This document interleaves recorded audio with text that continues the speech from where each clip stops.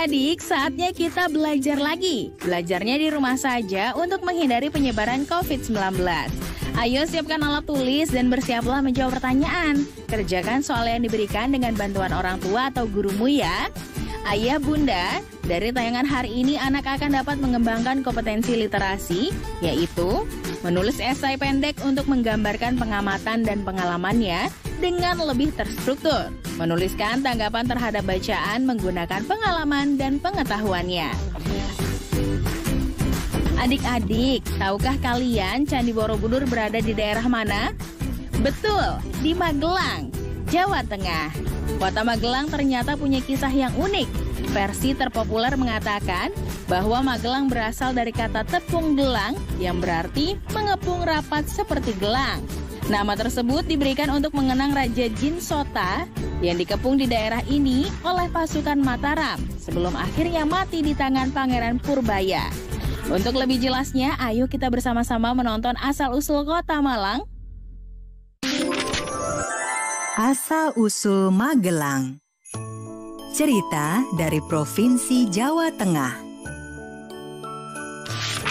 Pada suatu waktu nan lampau, seorang pangeran dari Kesultanan Mataram bertarung dengan sengitnya melawan Raja Jin yang berdiam di hutan-hutan kedunan lebat. Pertarungan sengit seorang pangeran Mataram melawan Raja Jin itu menjadi bagian dari kisah asal mula munculnya nama Magelang. Ketika Sultan Hadiwijaya, penguasa Kesultanan Pajang, wafat, maka anak angkatnya yang bernama Raden Sutawijaya menggantikan kedudukannya. Pusat pemerintahan kemudian dipindahkan dari Pajang ke Mataram. Raden Sutawijaya memerintah dengan gelar Panembahan Senopati ing Alogo. Setelah Mataram tumbuh menjadi kota yang semakin ramai, Panembahan Senopati mulai memikirkan untuk memperluas wilayah kekuasaannya. Dan hari itu, Panembahan Senopati berencana membuka hutan Kedu, sebuah hutan lebat yang berada di sebelah barat Sungai Progo. Raden Purbaya, putra dari Panembahan Senopati yang kemudian diberi mandat untuk melakukan tugas tersebut. Panembahan Senopati memberi bekal sebuah pusaka yang bernama Tombak Kiai Pleret. Di hutan itu berkuasa Raja Jin yang sangat sakti. Aku memberikan tombak pusaka Kiai Pleret untuk menghadapi Raja Jin itu. Dengan membawa sepasukan prajurit khusus yang sudah berpengalaman, Raden Purbaya pun memasuki hutan Kedu yang lebat sekaligus terkenal angker tersebut. Ketika derap langkah kuda semakin mendekati hutan Kedu, Raden Purbaya dan pasukannya dikejutkan oleh sesosok jin berwajah seram dan tubuhnya sangat besar. Siapakah kalian? Dan apa tujuan kedatangan kalian? Namaku Purbaya, putra dari Panembahan Senopati yang berkedudukan di Mataram. Tujuan kedatangan kami adalah untuk mengemban tugas dari Panembahan Senopati. Tugas apa yang diberikan Panembahan Senopati kepada putranya? Panembahan Senopati memberikan mandat kepada kami untuk membuka hutan Kedu ini sebagai perkampungan. Aku adalah jin sepanjang. Selama ribuan tahun aku tinggal di hutan ini. Dan selama itu aku berkuasa tanpa ada yang mengusikku. Jika Panembahan Senopati memberimu tugas untuk membuka hutan ini, maka aku bersama seluruh pasukanku tentu akan menghalanginya. Bisakah dijelaskan bagaimana maksud menghalangi itu? Aku bersama seluruh pasukanku akan bertempur dengan kalian untuk mempertahankan hutan ini. Raden Purbaya segera menghunus tombak Kiai Pleret. Bersiaplah dengan seluruh pasukanmu. Aku akan tetap menjalankan mandat dari Panembahan Senopati. Apakah itu tombak Kiai Pleret? Apakah tombak pusaka ini merubah pendirianmu? Nama besar tombak Kiai Pleret tidak akan membuatku lari dari hutan ini. Pertarungan itu tidak terelakkan. Berbekal senjata pusaka tombak Kiai Pleret, Raden Purbaya bertarung melawan Raja Jin penguasa hutan Kedu. Pertarungan sengit juga terjadi ketika pasukan jin menyerbu pasukan berkuda Raden Purbaya. Setelah beberapa lama, pertarungan sengit antara Raden Purbaya melawan Raja Jin itu mulai memperlihatkan hasilnya. Raja Jin semakin terdesak. Terkaman tombak Kiai Pleret membuat Raja Jin itu semakin ciut nyalinya. Ketika semakin terdesak, Jangan kamu kira aku sudah menyerah. Aku pasti akan menuntut balas kepada kalian. mengetahui rajanya melarikan diri, pasukan Jin itu jatuh moralnya. Pasukan berkuda Mataram pun dengan mudah menumpas mereka. Setelah berhasil mengatasi masalah dengan Raja Jin dan pasukannya, Raden Purbaya pun memimpin pasukannya membuka hutan Kedu. Tidak berapa lama kemudian, sebagian dari hutan Kedu itu sudah menjadi sebuah desa kecil yang sangat subur. Banyak warga yang berdatangan untuk menetap di desa baru tersebut. Di antara yang menetap di desa baru tersebut adalah Kiai Keramat beserta istrinya, Nyai Bogem, dan anaknya, Roro Rambat. Tidak beberapa lama kemudian, Roro Rambat menikah dengan salah satu perwira Mataram yang bernama Raden Kuning. Pesta pernikahan itu digelar dengan sangat meriah. Kemeriahan pesta itu pun menarik perhatian Raja Jin yang sedang mencari jalan membalas dendam. Raja Jin itu sepertinya menemukan cara untuk membalas dendam. Dia merubah dirinya menjadi manusia kebanyakan. Esok harinya, setelah pesta pernikahan telah usai, Kisana, siapakah engkau ini? Ada tujuan apa sebagai ini datang ke sini? Kiai, nama saya Sonta. Saya adalah pengelana yang ingin mengadu nasib di desa ini. Jika Kiai berkenan, saya ingin bekerja sebagai pembantu di rumah Kiai. Baiklah, desa ini memang masih dalam tahap pengembangan. Jika mau bekerja keras, kamu punya peluang besar di desa ini. Terima kasih banyak, Kiai. Saya akan bekerja sebaik-baiknya. Sonta pun bekerja sangat giat untuk menutupi penyamarannya. Ketika malam tiba, dari mulutnya, Sonta mengeluarkan asap putih tipis.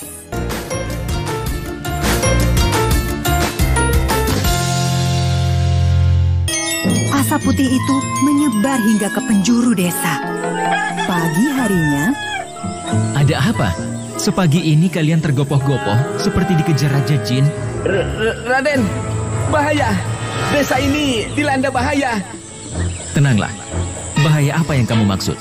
Beberapa warga desa dan prajurit kita ada yang mengalami sakit mendadak. Sakit mendadak? Sakit apa mereka? Apakah sudah diobati? Maaf Raden, mereka yang terserang penyakit mendadak itu sudah meninggal semuanya. Apa? tanpa menunggu lama, Raden Purbaya segera melihat deretan jenazah yang tidak sedikit jumlahnya. Dia sangat heran dengan penyakit aneh yang menyerang warga desa dan prajuritnya. Tabib, penyakit aneh jenis apa ini? Entahlah Raden, kemarin tidak ada gejala apapun. Pagi tadi hamba menerima laporan bahwa ada beberapa warga dan prajurit yang tiba-tiba seluruh tubuhnya mengalami kesakitan. Tapi baru saja hamba hendak memeriksanya. Mereka semua sudah meninggal. Tingkatkan kewaspadaan. Aku akan menghadap Ayahanda Panembahan untuk melaporkan masalah ini. Raden Purbaya segera bertolak ke Mataram untuk melaporkan masalah penyakit aneh itu kepada Panembahan Senopati. Panembahan Senopati yang mendengar laporan tersebut sangat terkejut. Purbaya, tunggulah semalam lagi. Aku akan memohon petunjuk kepada Yang Maha Kuasa. Masalah di luar jangkauan kita hanya bisa dipasrahkan kepada Yang Maha Kuasa. Malam itu, Panembahan Senopati bersemedi di ruangan pribadinya. Beliau berusaha mendapatkan petunjuk dari Yang Maha Kuasa tentang wabah penyakit aneh yang menimpa desa baru di hutan Kedu. Esok harinya, Panembahan Senopati segera memanggil Raden Purbaya. Alangkah terkejutnya Raden Purbaya bahwa wabah penyakit aneh itu disebabkan oleh Raja Jin yang telah menyamar menjadi pembantu di rumah Kiai Keramat.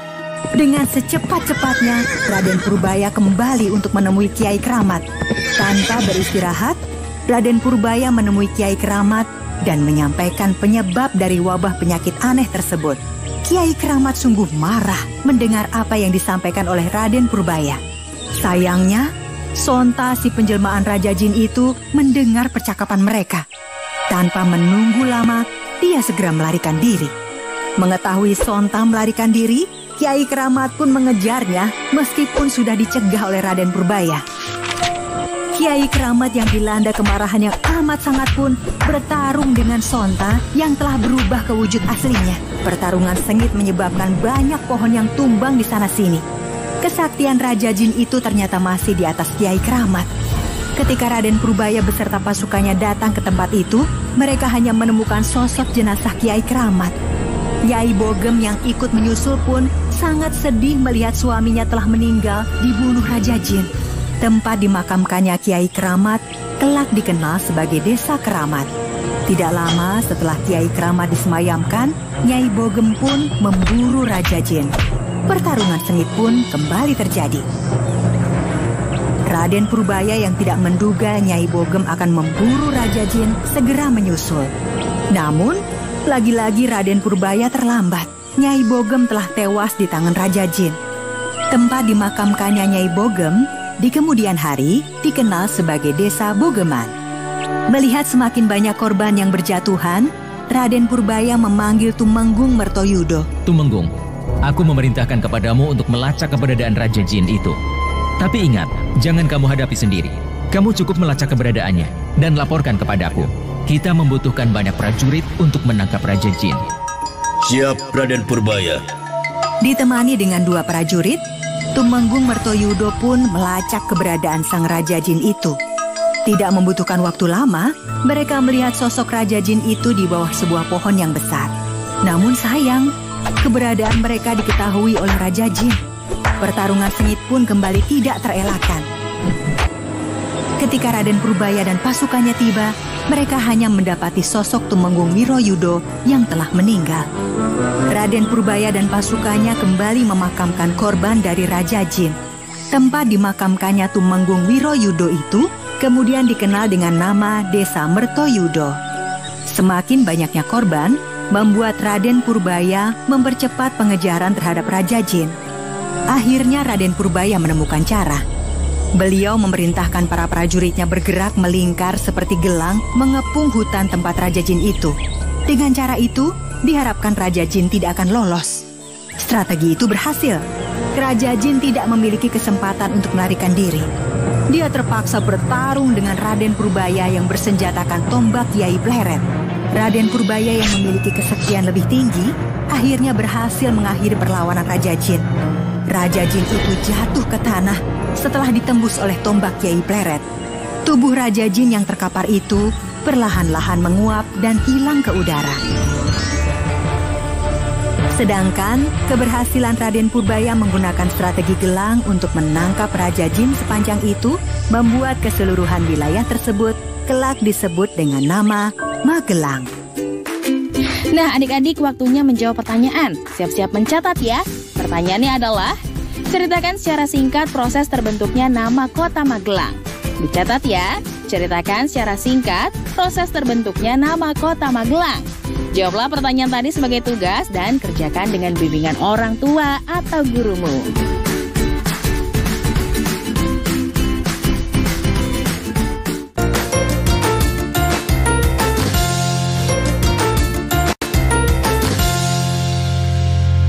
Setelah tahu cerita rakyat dari Jawa Tengah, yuk kita lihat seperti apa pakaian adat dan lagu-lagu daerah di Jawa Tengah. Yuk kita lihat seperti apa pakaian adat dan lagu-lagu daerah di Jawa Tengah. Halo teman-teman, kali ini Tommy dan Mona akan memperkenalkan pakaian adat dari Jawa Tengah. Pertama, pakaian adat perempuannya dulu ya. Mona memakai kain batik lipat depan sebagai bawahannya. Lalu Mona kenakan kebaya sebagai atasannya. Kemudian selampirkan selendang di bahu Mona. Setelah itu, Mona pasang konde untuk rambut Mona. Dan terakhir, Mona kenakan sendal bakiak atau kayu. Selesai deh. Nah, sekarang giliran Tommy. Tommy mengenakan celana panjang sebagai bawahan. Kemudian, Tommy pasangkan kain batik yang dilipat. Untuk atasan, Tommy memakai baju beskap. Setelah itu, telepon sebagai penutup kepala. Terakhir, Tommy memakai selop sebagai alas kaki. Tommy dan Mona memakai baju adat dari Jawa Tengah. Sampai jumpa.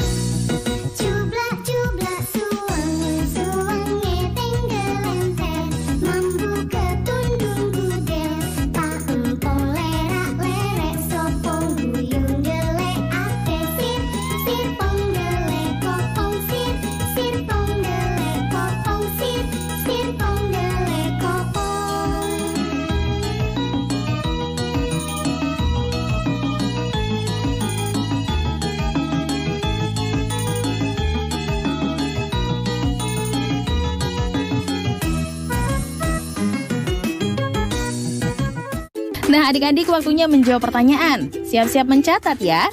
Pertanyaannya adalah, tuliskan permainan seperti apa yang dimainkan pada lagu Cublak-Cublak Suang. Coba praktikan permainan tersebut bersama keluargamu.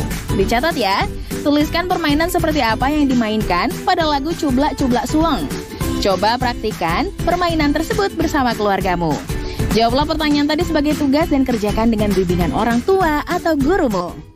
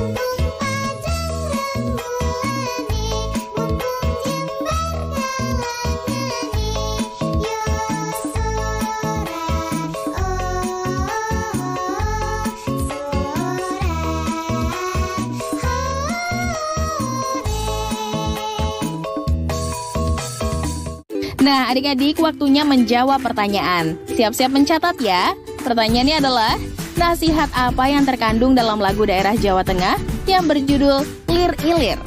Dicatat ya. Nasihat apa yang terkandung dalam lagu daerah Jawa Tengah yang berjudul Lir Ilir? Jawablah pertanyaan tadi sebagai tugas dan kerjakan dengan bimbingan orang tua atau gurumu ya. Sekarang mari bantu Kemendikbud menjadikan program belajar dari rumah di TVRI lebih baik dan menyenangkan untuk kamu. Ikuti survei evaluasi program belajar dari rumah di TVRI dengan membuka laman s.id/surveibdr. Untuk kamu yang berada di daerah 3T, terdepan, terluar, dan tertinggal, bisa mengikuti survei lewat SMS gratis dengan mengetik BDR, kirim ke 93456. Jangan lupa ajak orang tua dan gurumu juga ya. Adik-adik, ingat selalu untuk rajin mencuci tangan, menjaga jarak, dan memakai masker jika hendak keluar rumah untuk mencegah penyebaran COVID-19. Sampai jumpa lagi.